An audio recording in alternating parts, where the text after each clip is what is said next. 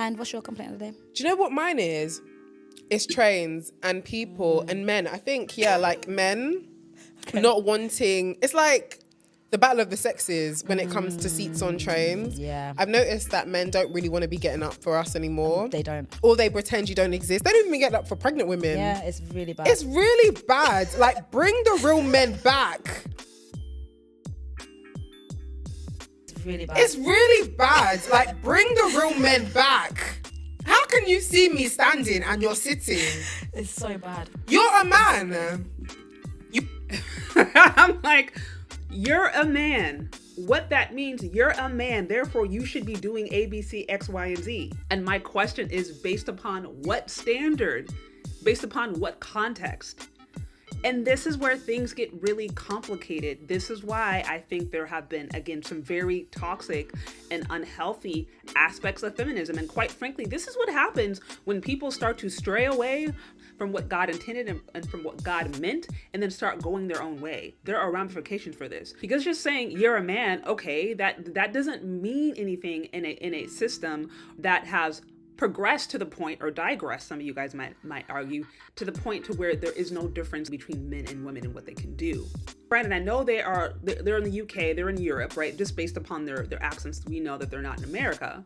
We still have to remember, like, post-feminism, post-Me Too, which had an international impact. Post all of these movements where women have made it increasingly clear that to treat them as lesser than a man, or to put them in a position to assume that their femininity means that they need to be given allowances, can be seen as misogyny, can be seen as disrespect. And so we can't talk out of both sides of our mouth. And what it sounds like, these are women who are very much wanting a traditional man and wanting traditional treatment while living in a society that operates under a modern feminist context.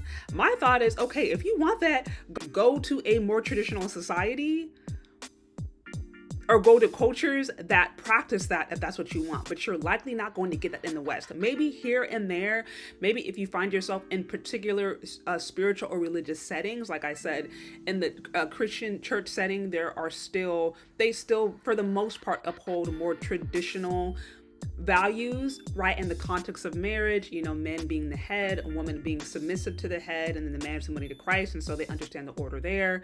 And then, in church, understanding that everybody has their role. So, like, in certain spaces, you're going to find that, but by and large, as far as society is concerned, when you are in a Western society that has pushed and created an environment where there is parity and equality between the genders, there is literally no need for a man to have to act differently. Why would you treat somebody different that's equal? Like, that would pretty much undermine the whole point of there being equality between men and women. And so, like, you really can't have both. Then I think, again, this is the side of feminism that is not fun, or this is the byproduct, the feminism that maybe ladies weren't considering, that is not enjoyable, but you can't have both.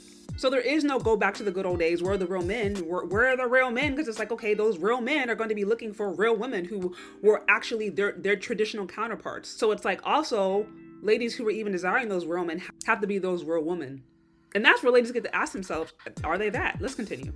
You're actually a man. You're actually a man. You're actually a man. You know, if this was the Titanic, it would be women and children.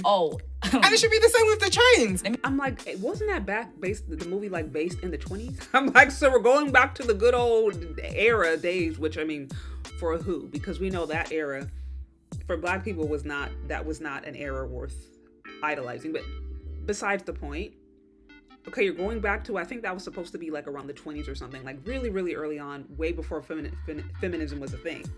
You do recognize that women did not have the rights that you have today. That was the cultural context. So we can't desire the benefits of patriarchy without understanding the fullness of what it brings, of what it comes with. Women and children, stand the up. You actually realize that if the Titanic happened in 2024, they'll beat us up. We're pissed. You're cooked. We are pissed. The whole thing is going to have men on it. For the lifeboat. You see Kate, what's his name, Jack? Jack would have used Kate as a lifeboat. It would have sat on her head. Bruh. But the interesting thing about this conversation is these are women who are assuming that they would need protection from men, and that by nature could be considered misogynistic. These are women who are assuming that they would need men to help them. But if you are a woman, if you are a capable woman, then you should be able to help yourself. This is literally like what feminism was about. So this is the irony of these kinds of conversations today. When women look around and they're just like, we don't really like equality anymore, because that means we don't get the goodies that we actually really liked, that were actually really beneficial. We don't know if we like that, if we want that. And this is a prime example of women fighting and pushing back at the fact of being considered and treated equal to men. Maybe it's not as fun as we thought. It would be so bad when you actually think about it. The fact that back then it was like this gentlemanly thing to be like, no, you need to live. Yeah. Even if I die, it's okay. Yeah. Because it was under patriarchy, where men also had control of the finances. Men also had control of the property. Some of these women couldn't work. They couldn't make decisions without their men. They were like literally considered properties to a certain regard. So there are so many limitations that existed under that context. And so the kind of sacrifice that a man gave was because he had the power, the authority, the leverage to do so.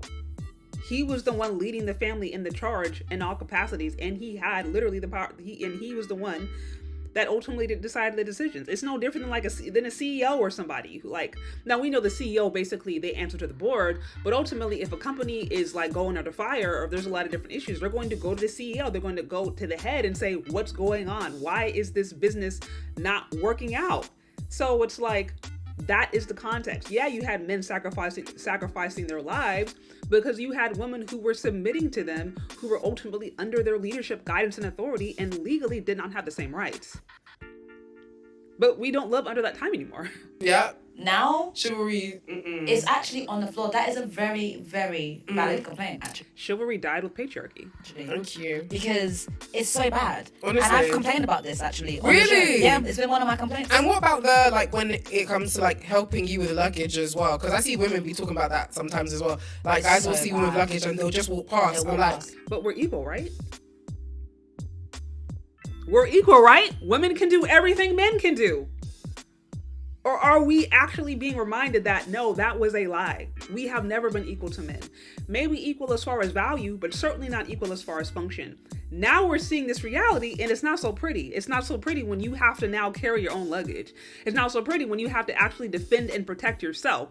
It's not so pretty when now men aren't approaching you, treating you like other dudes. They're not giving you the time of day because they don't want to be Me Too'd, or because they don't want to try to figure out whether or not you are open. Like, it's not fun anymore when you're not given the benefits of patriarchy, or the benefits of being considered as a dainty lady, aka a weaker sex that needs to be given some of these allowances.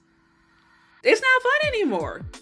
But that is what they asked for. That's what's been asked for. wow. Or actually, like, move out of the way for you. So that you can carry the luggage. And they can hear you huffing and puffing all. But women are equal, right? Women can do everything men can do. You even huff and puff You're like, louder. oh God, okay, Yeah. okay. And they'll just be like, move out of the way. Or they'll probably even tell you, make sure you don't lift with your back. Or they'll Make be sure like, you lift excuse with me, your legs. excuse me. And then Yeah. you're like, hi. And they're like, oh, Yeah. okay, excuse me, please. And then they'll walk past you. Listen. It's also okay to ask. Like, you can also ask. And I think we also have to remember, we're past the era of men making assumptions that women need help. Because again, that could be considered disrespectful and misogynistic. And so men aren't going out of the way to just lend a helping hand to women because they don't want to be seen as misogynistic. Or God forbid a man just goes and carries your luggage. Like, some may accuse him of stealing, especially if he's black. Like, you just don't do that. Like, there's all these different eggshells that men have to walk on. And so because of that, I think in that scenario, like, if you really need help with luggage, like, you could ask. But gone are the days where men just assume. Gone are the days where men just go under this code of conduct, because that whole code has been broken down. And so now you just have to ask. I regularly see videos and I regularly see complaints of ladies who are complaining about the byproduct or the ramifications of feminism.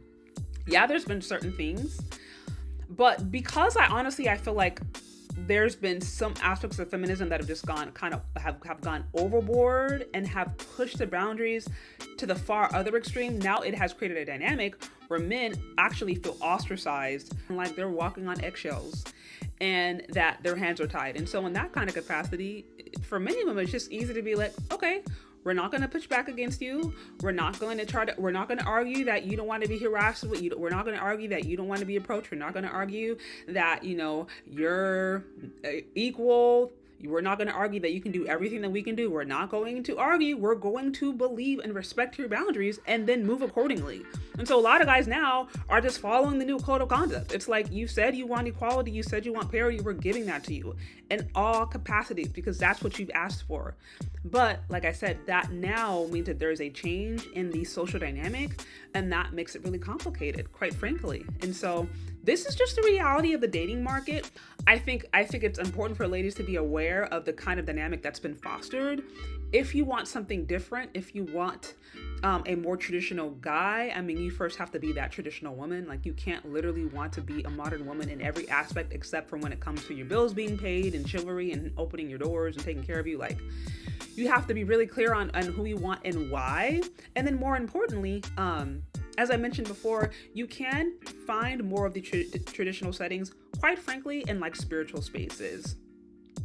That's probably where you're going to find the most healthy, in my understanding, the healthy dynamic of a masculine man and a feminine woman operating together. I mentioned the analogy of marriage from a Christian context, where it says that the husband submits to Christ and the woman submits to the man as unto Christ, right?